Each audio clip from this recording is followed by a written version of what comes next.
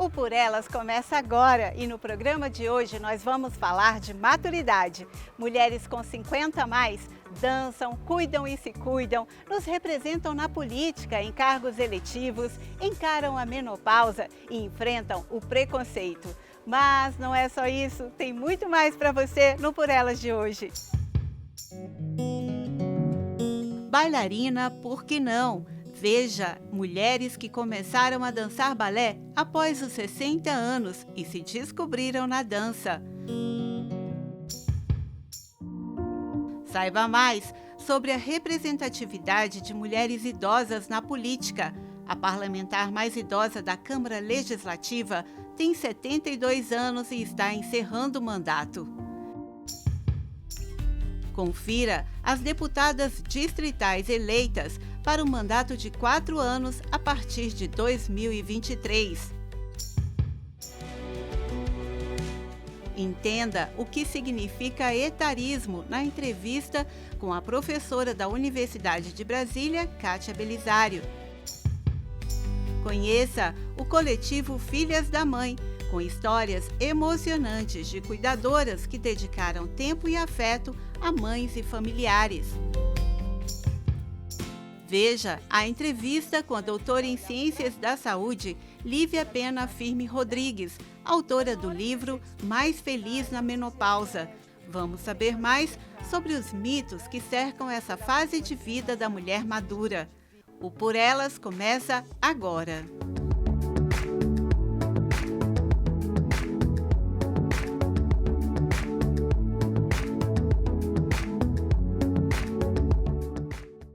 O Brasil está envelhecendo. O número de pessoas abaixo de 30 anos de idade caiu 5,4% nos últimos 10 anos.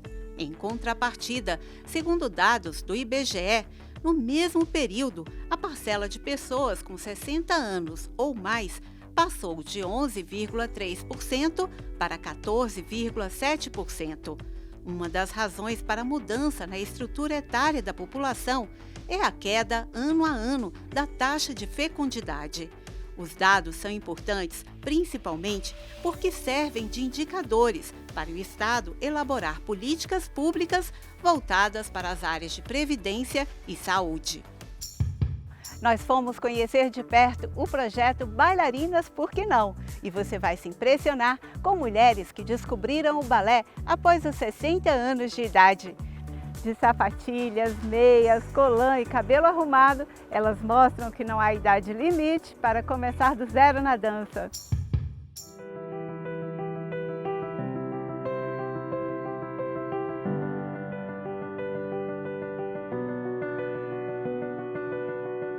Existe idade para começar a dançar balé?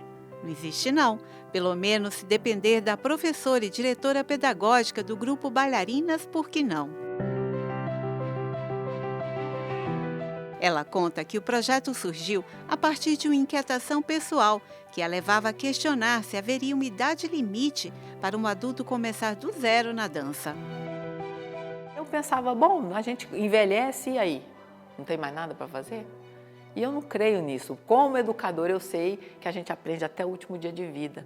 E eu queria que isso fosse, de alguma forma, colocado nessa minha ideia, um projeto que vinha nascendo na minha mente, né?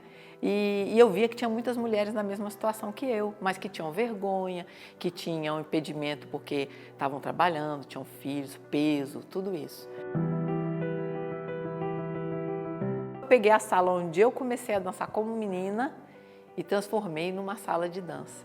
E convidei outras mulheres que, como eu, tinham esse mesmo desejo para a gente quebrar esse preconceito, né? Delisete tem 70 anos, é mãe de Cláudia. Há 5 anos pratica balé na escola da filha. Gostaria que todas as amigas da minha idade, as pessoas da minha idade, viessem dançar conosco, porque é muito bom mesmo.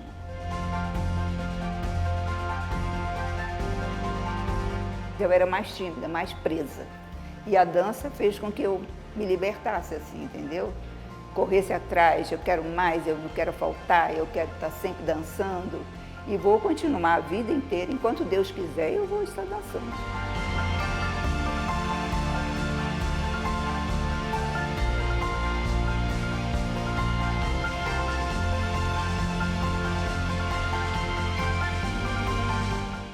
A escola atende diferentes idades, mas o critério para participar não é a faixa etária, e sim o autoconhecimento. Mais do que sapatilhas, meia, colã e um coque, a bailarina precisa conhecer e respeitar o próprio corpo. A escola, ela é dedicada ao público de 18 a 80 a mais. A gente fala que a maioria aqui das alunas, né, está na faixa dos 34 a 54. E a gente já tem outras atividades também que ajudam na dança, que são as atividades de bem-estar, que você pode desenvolvê-las sozinha, mas como yoga, pilates solo, fiz o balé, que é uma modalidade que a gente desenvolveu aqui, justamente porque nós somos bailarinas maduras. Precisamos desse apoio, né, para mobilidade articular, para evitar lesão. A gente tem que ter muito cuidado na idade madura.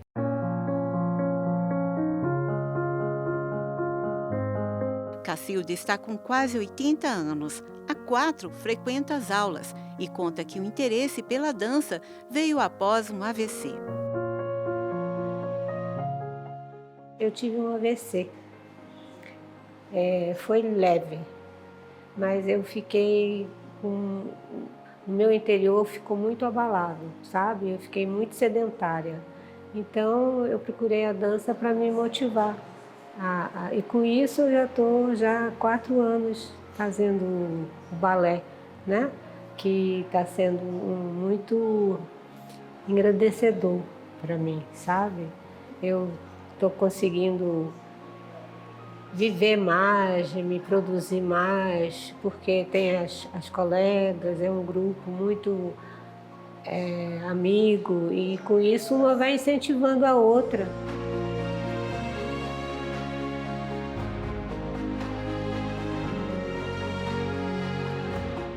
No dia do balé a gente fica assim mais motivada para a vida, sabe?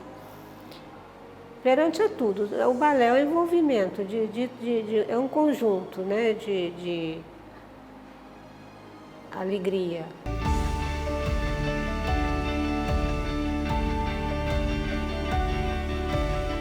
Mas agora, a partir do balé, eu fiquei mais solta, eu cresci.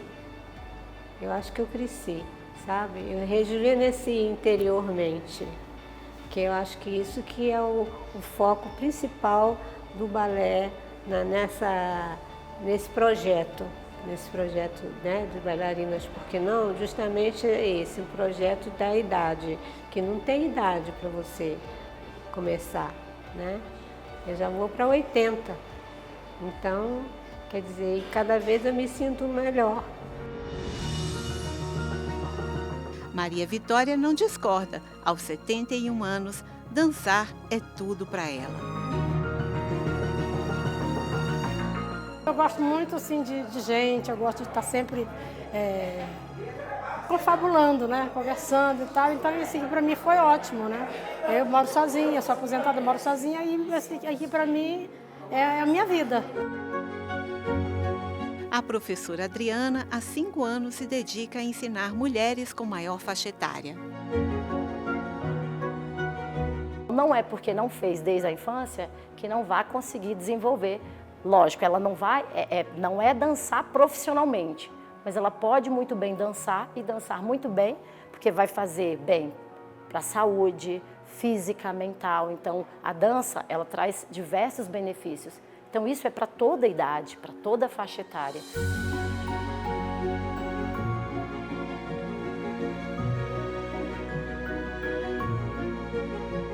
Junta a música com os movimentos e representa muito. Eu não marco nada no dia que eu tenho que fazer, vir aqui na aula de dança.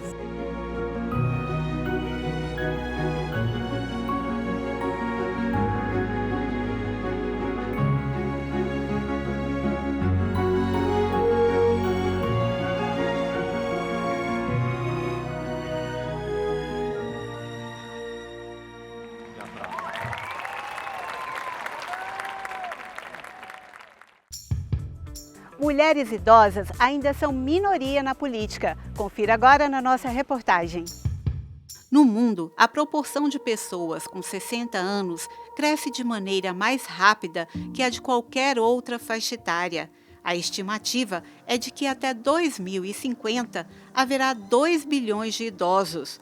O envelhecimento anda lado a lado com a questão de gênero, especialmente na área política. Homens idosos ocupam posições de destaque, em contrapartida a mulheres idosas, que são a minoria nos cargos eletivos.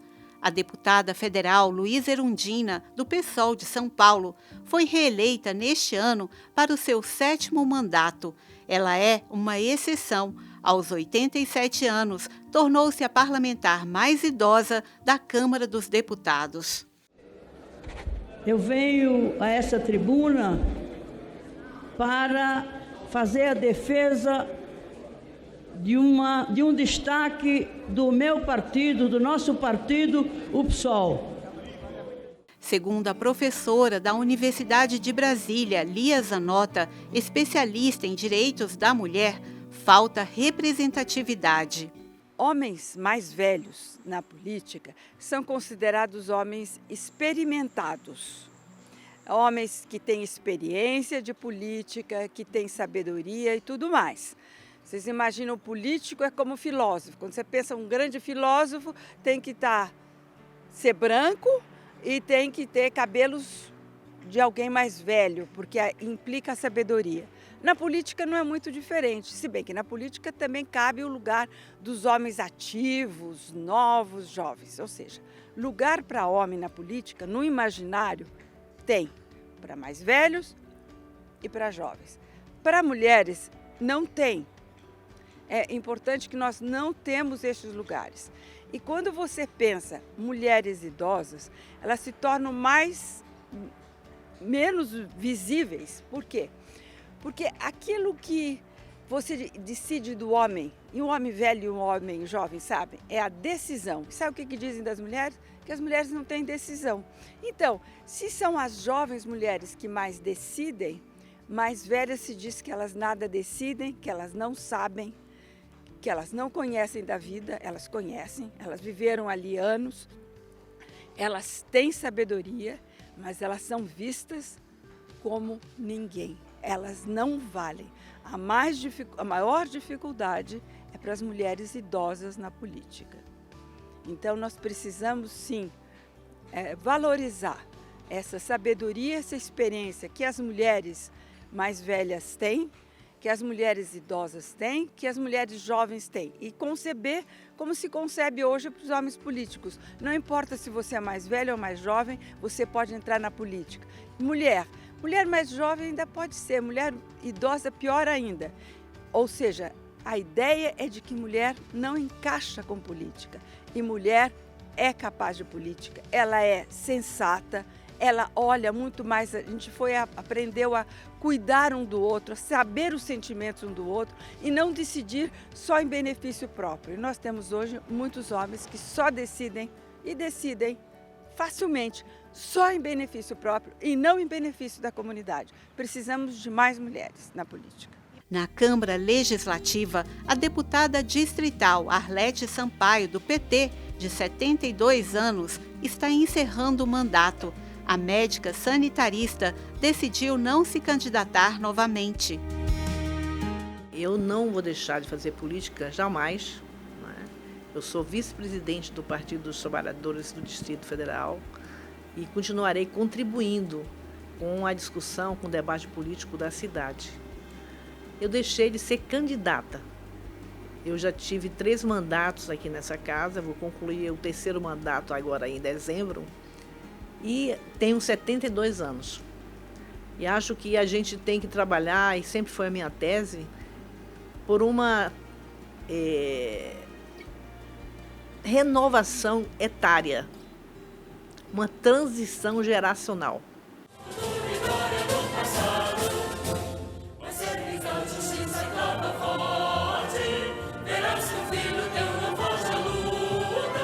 O machismo é algo que está introjetado na cabeça de muitos homens.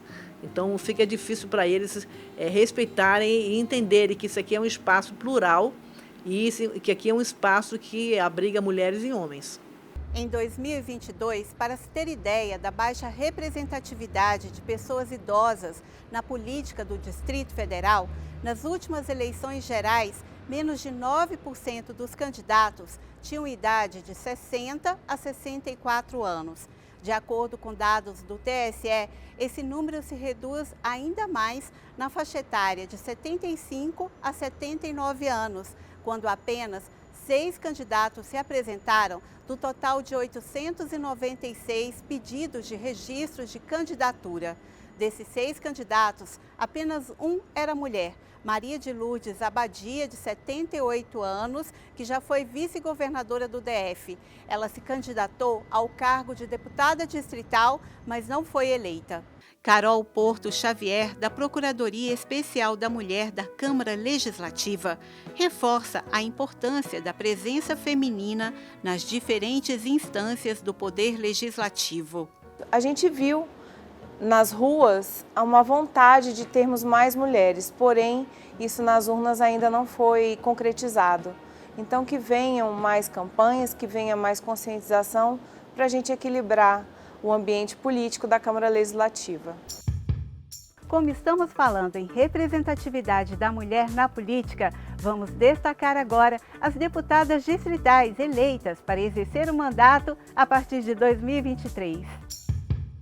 Foram eleitas 4 mulheres para a Câmara Legislativa do DF, uma a mais que a legislatura atual. Deise Amarílio, do PSB, doutora Jane, do Agir, Paula Belmonte, do Cidadania, e a deputada Jaqueline Silva, do Agir, que foi reeleita.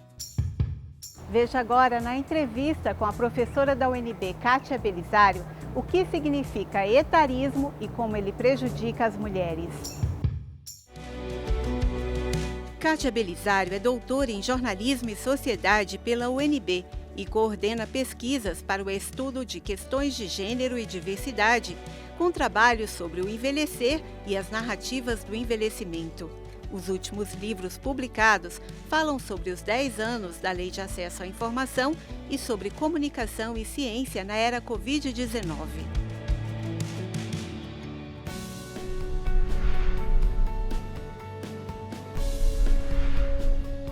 Etarismo é o preconceito baseado em estereótipos, né, de idade. Então é baseado assim, a pessoa é idosa, ela não pode fazer mais nada, ela tem que se comportar como uma pessoa idosa. Então todo estereótipo, né, toda a imagem que é feita de uma pessoa idosa é feita da incapacidade, da limitação, que existe, é claro, existe, né, do envelhecimento, da falta de capacidade produtiva, tanto produtiva de ter uma criança, né, de ter uma vida amorosa, quanto produtiva em trabalho, né? Não acham que tem aquela experiência, não é considerado. Então a pessoa é tida como se não consegue mais fazer o trabalho, tá num trabalho que exija a internet, que tenha a possibilidade de ser digital, né? Então toda essa incapacidade que é agregada é dada a uma pessoa idosa.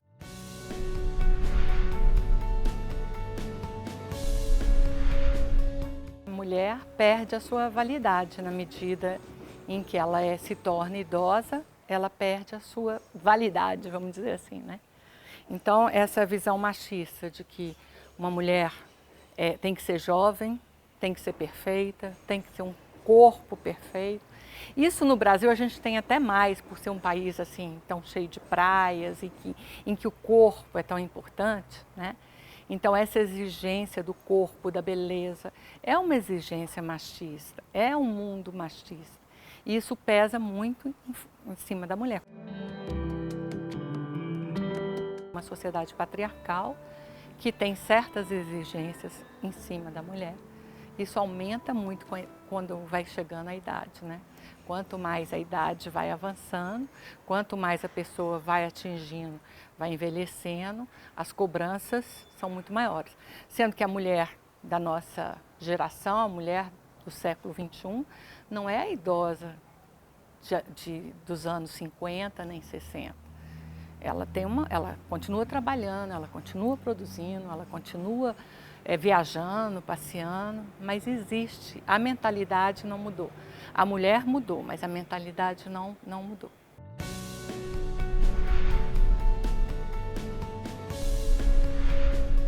Fala-se muito em política pública voltada para um setor só, né?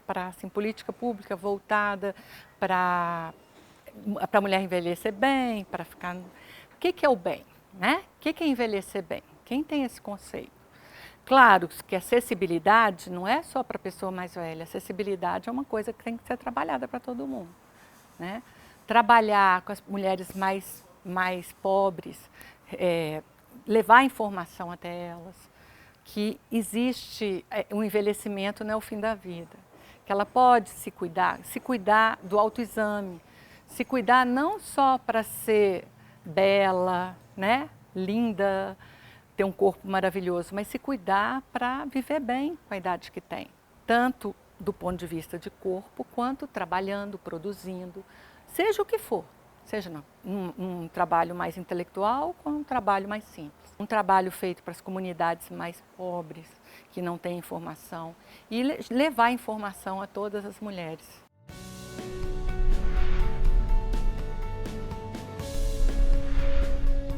Não se cobre tanto, mulher, sabe? Assim, saiba envelhecer bem, ter saúde, porque sem saúde a gente não consegue fazer nada, né? Então, tenha saúde, se cuide do seu corpo, mas na medida em que, não com exagero, faça autoexame, cuide, vá sempre ao médico, faça exames preventivos, cuide das suas relações com família, amigos, né? Relações pessoais. Isso alegra a nossa vida, né? Se cuide na medida do possível, sem exigir muito de você. Essas exigências muito pesadas, essa pressão muito forte sobre uma mulher acima dos 70, dos 60 até, dos 80, é uma coisa que são cobranças que nos fazem escravas de um determinado sistema que a gente não merece. Esse envelhecimento, não se cobre tanto, esse é o recado que eu gostaria de dar.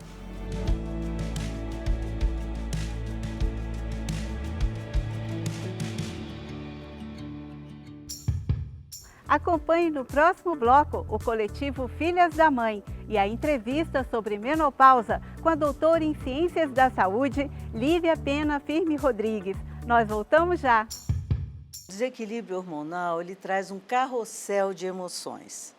Então, nesse caso, ela precisa se cuidar, né, gente? Porque, olha, você pode ter passado a vida toda cuidando da casa, da família, cuidando do trabalho de todo mundo, mas nesse momento você vai precisar olhar para você.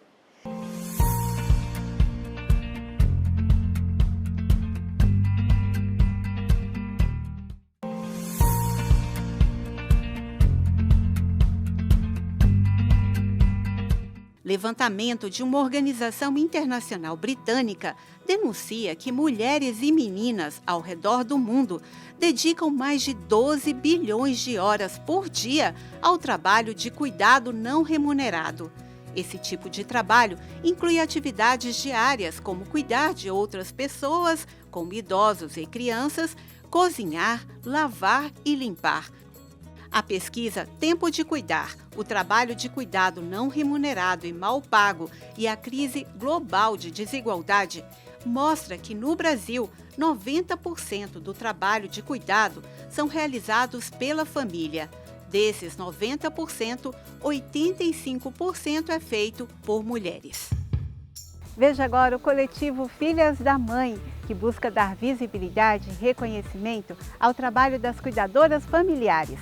Nós fomos conhecer o coletivo e acompanhar também uma mostra fotográfica com imagens e depoimentos emocionantes de mulheres que cuidam e se cuidam. Dedicar-se ao cuidado de um ente querido idoso e com demência exige preparo emocional, já que o trabalho não é reconhecido ou remunerado, mas requer uma atenção que pode se estender 24 horas por dia, 7 dias na semana.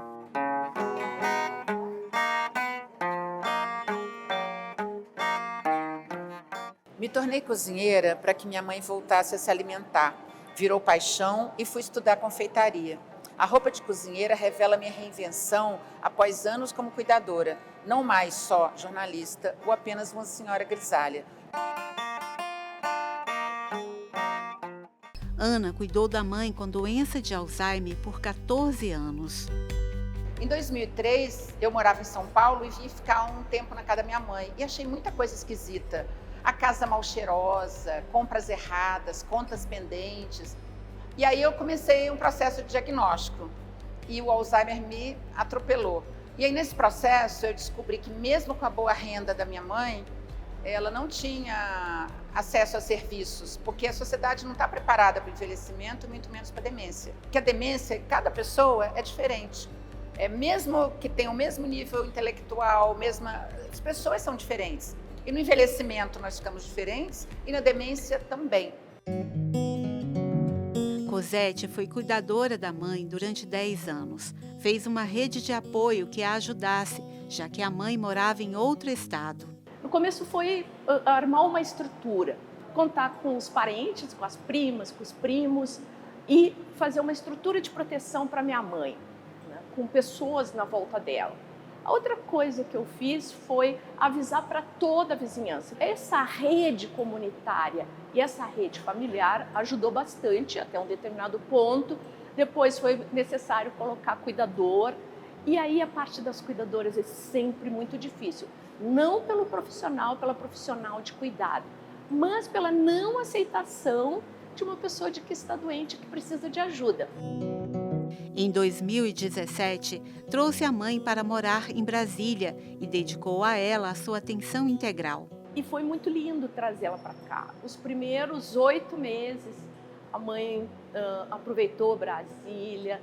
Nós íamos no Sesc escutar música no sábado pela manhã, porque a música, que era algo que ela adorava, ela começava a se distrair. Ela olhava para outro lado, o olhar estava perdido. Então, aqueles espaços de entretenimento, culturais, foram perdendo. Não conseguia mais dar banho nela, ela não entrava no banheiro, né? E aí tinha que esperar tomar medicação da noite, ela dormir, né? Lavava a cabeça dela com bacia. Então, toda uma série de estratégias que foram sendo criadas até o ponto de não ser mais possível ficar em casa. E isso aconteceu ao mesmo tempo em que ela quase já não me reconhecia mais. Eu tive que internar minha mãe numa ILPI, colocá-la numa instituição de longa permanência para pessoas idosas, e não é um processo fácil. Eu fiquei 1 ano trabalhando essa possibilidade, porque conhecendo as fases da demência, né, e do Alzheimer, eu sabia que em algum momento isso chegaria. Mas quando eu olho para trás, eu tenho certeza que eu fiz o meu melhor e que ela descansou. A experiência como cuidadoras fez com que Cosete e Ana se unissem para criar o coletivo Filhas da Mãe, que coloca em destaque a responsabilidade do cuidar. Porque a dor de cuidar é física, emocional, é exaustivo, financeiramente é um desafio. A gente não tem políticas públicas, a gente não tem serviços privados bons. Então, em troca desse apoio que eu tive durante os 14 anos e meio que eu cuidei da minha mãe, foram outras mulheres que me mostraram soluções, estratégias, jeitinhos. E a gente começou a conversar e falar com outras mulheres, aí criamos o coletivo Filhas da Mãe. Ele começa com a ideia, quem cuida de quem cuida. Foi algo como natural pensar num coletivo para manter e crescer uma rede de solidariedade, de apoio e acolhimento a essas mulheres. Quando eu falo de mulheres, eu estou falando das 96% de pessoas que cuidam no Brasil e que desenvolvem uma atividade do cuidado. A formação psicanalítica fez parte do processo de cura da dor que a demência provoca. Fazer as fotos e organizar a exposição foi um presente para mim e para as outras mulheres.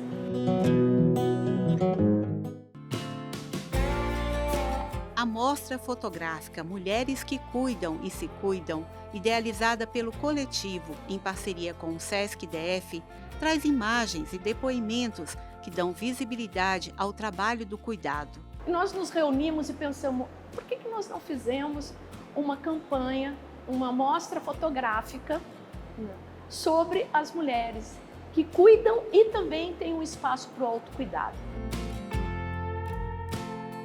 A ideia da exposição foi mostrar para essas mulheres que elas são lindas, são maravilhosas, apesar da sobrecarga física e mental do cuidado. E mostrar para a população, né, e também para as autoridades que precisamos de políticas públicas. O artigo 230 da Constituição Federal estabelece que o apoio ao idoso é de responsabilidade da família, da sociedade e do Estado, que devem assegurar a sua participação na comunidade, defender a sua dignidade e bem-estar e garantir o seu direito à vida. A Constituição Federal estabelece ainda que os programas de apoio aos idosos devem ser realizados preferencialmente em seus lares. Cosete é pós-doutora em psicologia clínica e pesquisa sobre cuidado e autocuidado. Ela explica que é urgente ter políticas públicas de Estado que incluam o cuidar. Urgente é implementar, em termos de Distrito Federal, a política distrital, a Lei 6926 de 2021, que instituiu uma política para o tratamento das pessoas com demências, entre elas o Alzheimer, e também para cuidadoras informais, amigas e vizinhas, as cuidadoras familiares e as cuidadoras profissionais. A sociedade não acordou para isso e é por isso que o Coletivo Filhas da Mãe tenta influenciar nas políticas públicas e a gente conseguiu aprovar uma lei distrital de apoio à prevenção, a diagnóstico, a tratamento e apoio às cuidadoras. E nisso ela é inédita, porque as cuidadoras estão vendo aqui 20 mulheres maravilhosas, mas o dia a dia não tem esse glamour, não. Nós precisamos de prevenção, em primeiro lugar. Prevenção desde criança. A convivência com as pessoas idosas é saudável. A intergeracionalidade, o convívio de diferentes idades no seio familiar e na comunidade é extremamente importante. Respeitar que o nosso corpo muda todos os dias. Nós vamos envelhecer, nós estamos envelhecendo. Negar o envelhecimento é negar nossas experiências.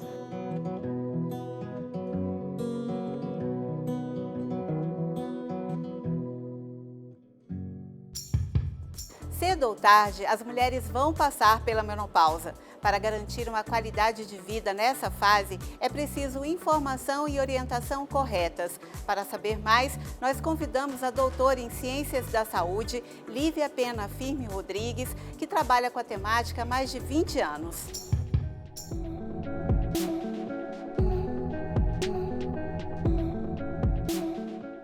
Lívia Pena Firme Rodrigues possui doutorado em Ciências da Saúde pela Universidade de Brasília. Trabalha com mulheres há mais de 30 anos e, desde 2001, pesquisa sobre a menopausa. É mãe de 5 filhos, avó de 3 netos e professora aposentada da UNB.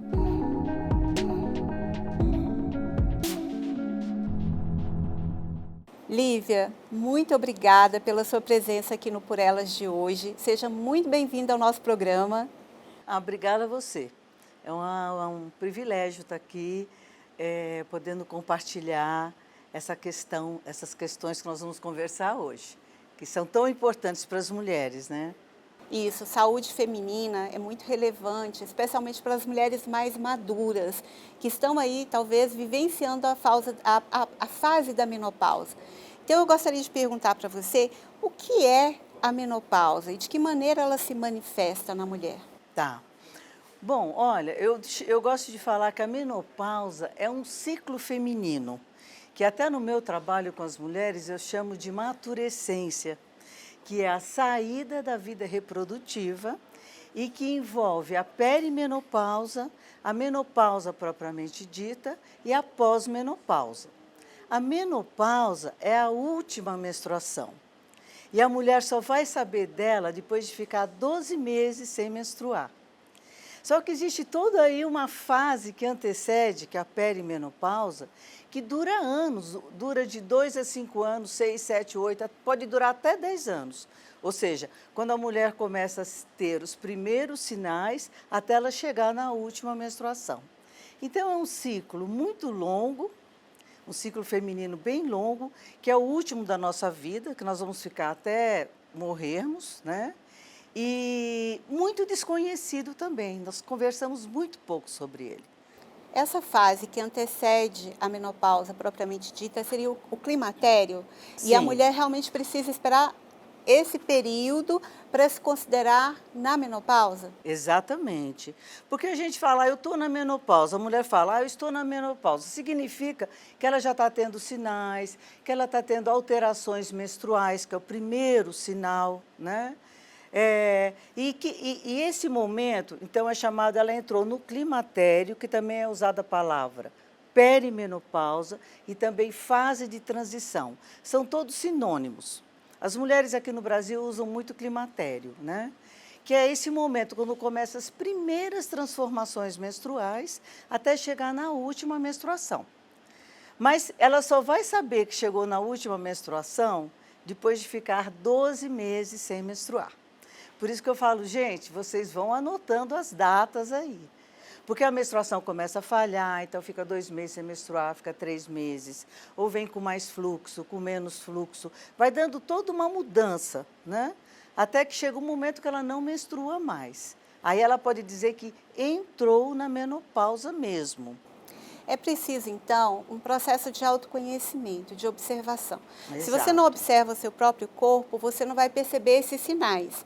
E eu pergunto, quais são esses sinais que ela pode notar e que indicam realmente esse processo do climatério?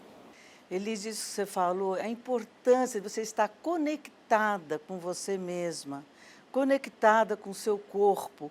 Porque se você se conhece, você sabe que tem alguma coisa acontecendo. Então, como eu disse, os primeiros sinais são as alterações menstruais. Falha um mês, passa 2 meses, volta. Ou você tem um fluxo muito grande, tem mulheres que têm um fluxo sanguíneo muito forte, isso pode ser um sinal, que isso nunca tinha acontecido antes com ela. E depois se ajuntam outras coisas, como principalmente os calores, os fogachos, né, famosos, que as mulheres reclamam tanto dele, os suores noturnos, insônia, muito comum, irritabilidade, cansaço. Esses aí são os principais sinais. Agora, tem mulheres que não sentem nada disso, mas são apenas 15%. 85% das mulheres ocidentais sentem muitos sinais. E existem vários outros. A gente tem aí relatado mais de 75 sinais. Coisas diferentes que vão acontecendo no corpo da mulher e que muitas vezes, Elise, ela é tratada como uma doença. Por exemplo, ela está com insônia. Ela vai ao médico, ele vai dar um remédio para insônia. Ou ela está triste, porque é um sintoma também muito comum, é um tipo de depressão. Aí ela tomar remédio para depressão. Quando, na realidade, essa mulher ela precisa de um tratamento integral, porque ela entrou na fase do desequilíbrio hormonal e, então, a gente precisa tratar esse desequilíbrio como um todo. Sim, e você destacou bastante a questão dos sinais no corpo.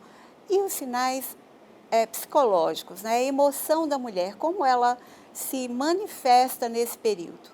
Então, o desequilíbrio hormonal, ele traz um carrossel de emoções. Então, de repente, a mulher, do nada, ela está assim, muito alterada emocionalmente.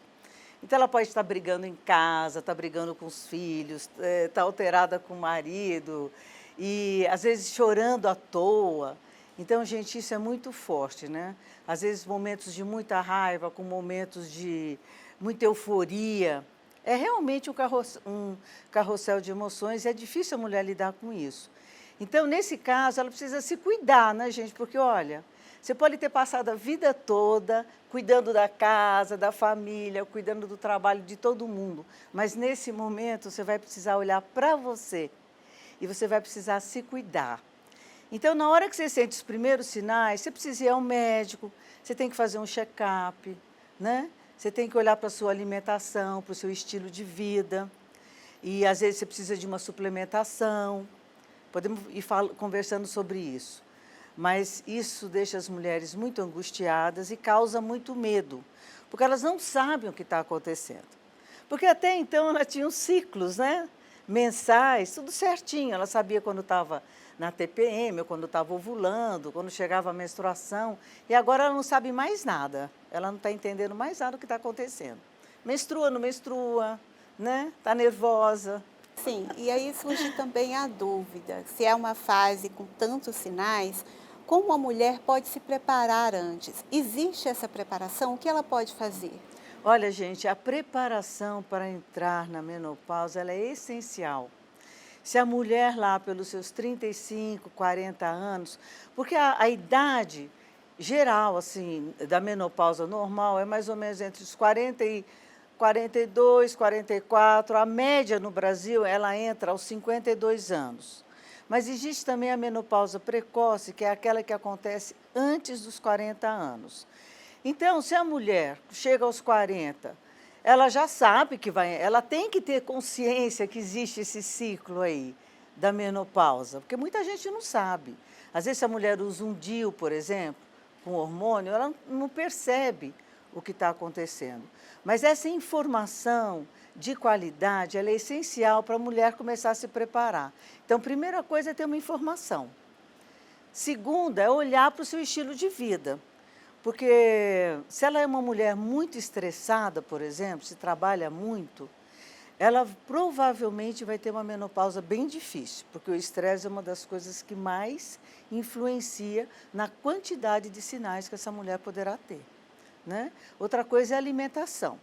Uma alimentação artificial, cheia de produtos industrializados, com muitos aditivos químicos, né? Também vai prejudicar, vai aumentar a quantidade de sinais. E outra importantíssima também é a prática de atividade física. Então, uma mulher sedentária, com sobrepeso, ela vai ter uma tendência a ter mais calores, né? Ter mais irritabilidade, mais cansaço.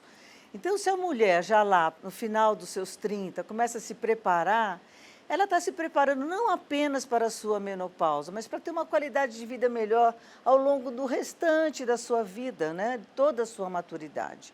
Isso é essencial. Na realidade, isso é essencial para todo mundo, né? E falta informação. Como você disse, as mulheres precisam dessa orientação e orientação de qualidade, orientação correta. Você mesmo, ao iniciar suas pesquisas, identificou que falta essa informação? Nossa, falta muito essa informação, falta muito. Nós aqui no Brasil ainda estamos muito carentes desse tipo de informação. Então, por exemplo, dentro do SUS, do Serviço Público de Saúde, a gente ainda não tem uma orientação específica, por exemplo, com grupos de mulheres que estão entrando na menopausa, né?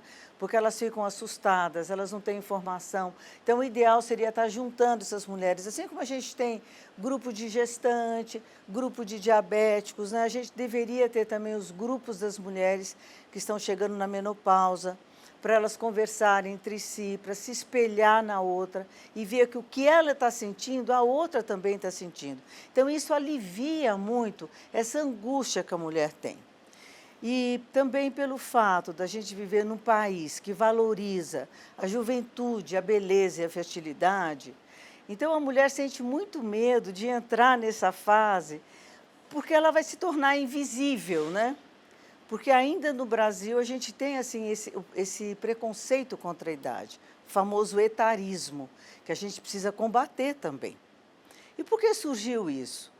Porque, gente, até o final do século XIX, início do século XX, a gente vivia 55 anos.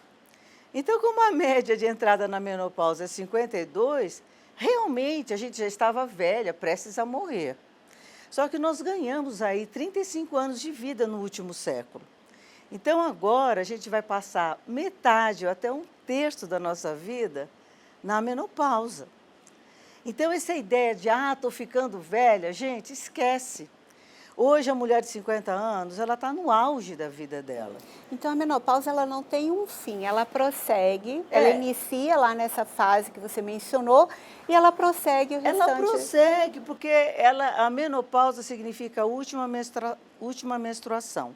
Então, a mulher que está na menopausa é aquela que não menstrua mais, que saiu da vida reprodutiva. A gente costuma chamar de pós-menopausa, que é depois dessa fase que ela chega na menopausa, só vai saber 1 ano depois, mais 1 ano, o corpo também vai se adaptando, o desequilíbrio hormonal ele vai se adaptando porque há uma produção de hormônios em outros locais do organismo além dos ovários.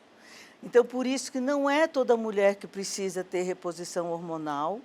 Muitas vão conseguir viver muito bem sem reposição hormonal, porque há essa adaptação. E aí ela está na pós-menopausa, que se confunde um pouco com a maturidade, até a velhice, né? Que a gente vai entrando ao longo da vida, inevitável. Não é? E é possível, Lívia, uma menopausa mais feliz. Inclusive, esse é o título do seu livro. Mas a gente vai fazer agora um breve intervalo e nós voltamos já para apresentar aí os resultados da pesquisa da Lívia nesse livro Mais Feliz com a Menopausa. Não saia daí.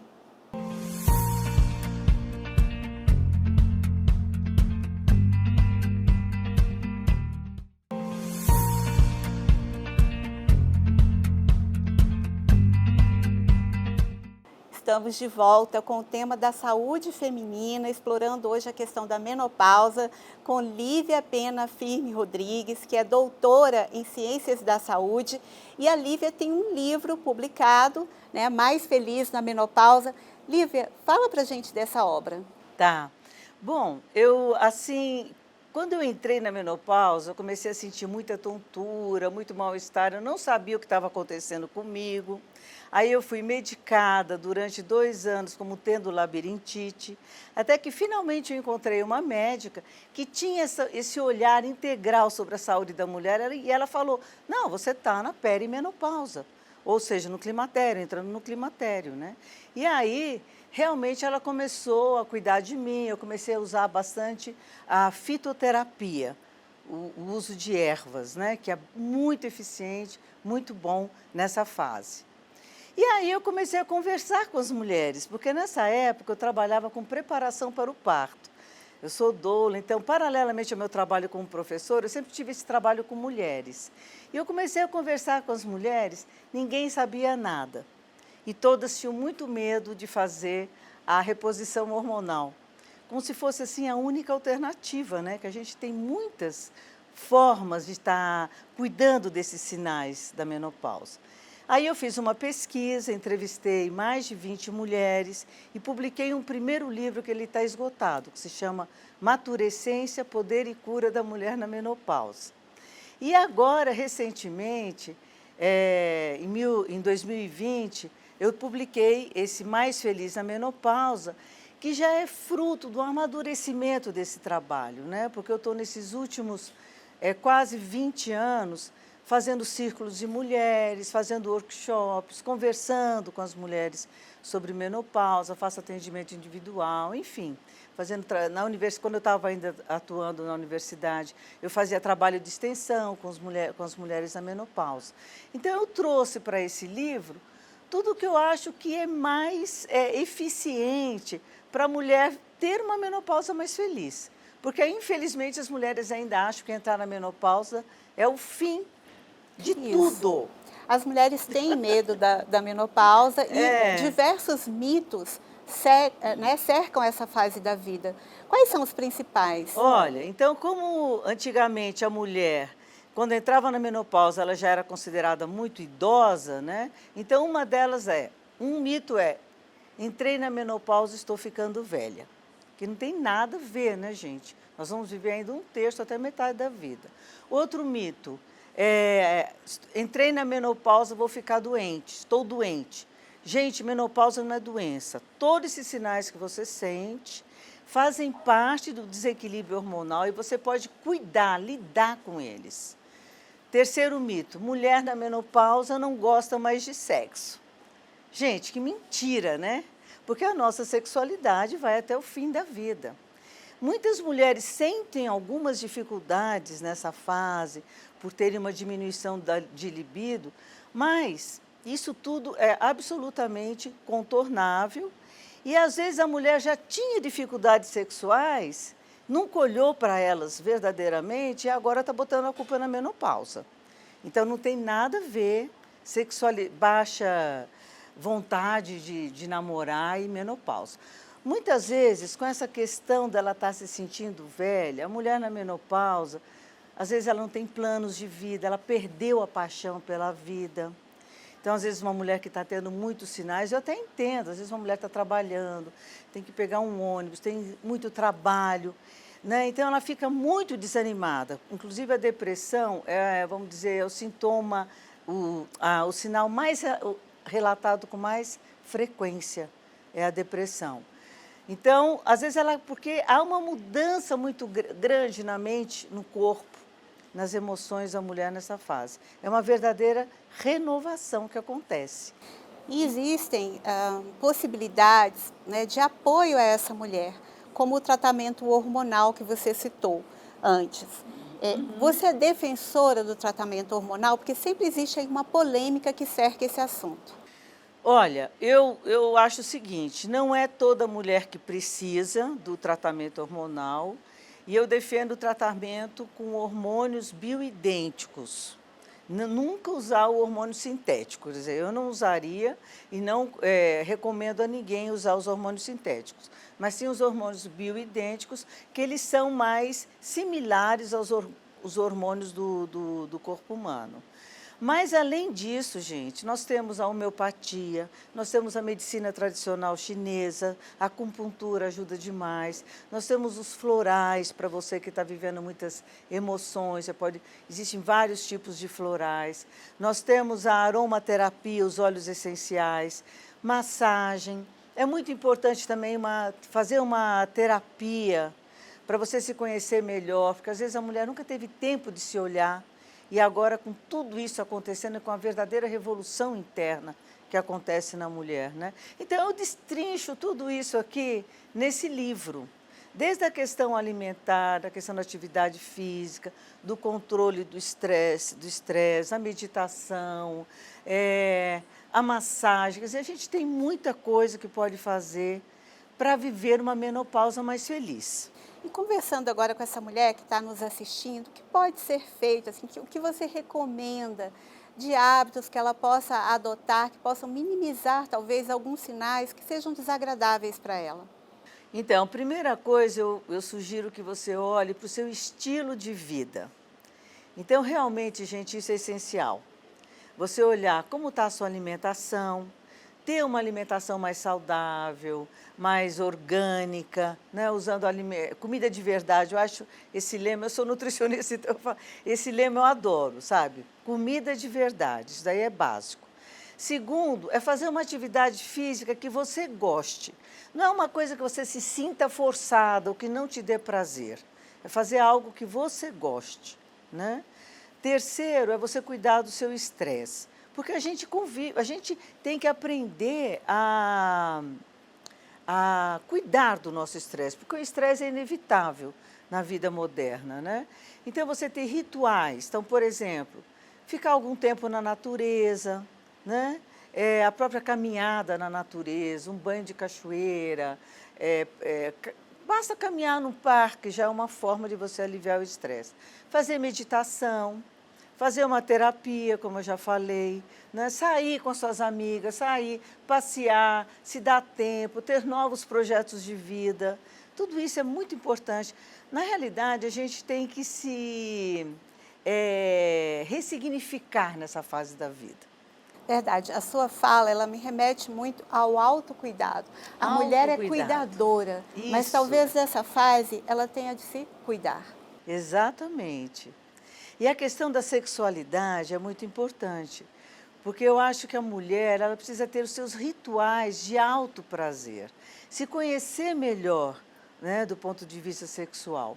Porque às vezes se ela está num casamento morno de muitos anos e aí a libido está baixa, você precisa conversar sobre isso com os seus parceiros sexuais, com o seu companheiro, com a sua família, porque ninguém fala de menopausa na nossa sociedade, né? Então a gente precisa conversar mais sobre isso para poder ressignificar e as pessoas entenderem o que está acontecendo com você. Brilhante, muito esclarecedora. Eu acho que essa palavra, essa expressão que você usou, ressignificar, ela remete a essa fase da vida que a mulher vivencia, que pode ser tão rica quanto as anteriores. E a menopausa, essa fase, traz um presente para a mulher. Aquela mulher que entrar de cabeça, você não vai mais parir filhos, mas vai parir a si mesma, tá? Se você entrar de cabeça nessa fase, você vai receber de presente uma intuição aguçada, uma criatividade, uma alegria pela vida, enfim. Eu acho que compensa a gente abraçar esse ciclo feminino. Muito obrigada, Lívia. Muito esclarecedora a sua entrevista.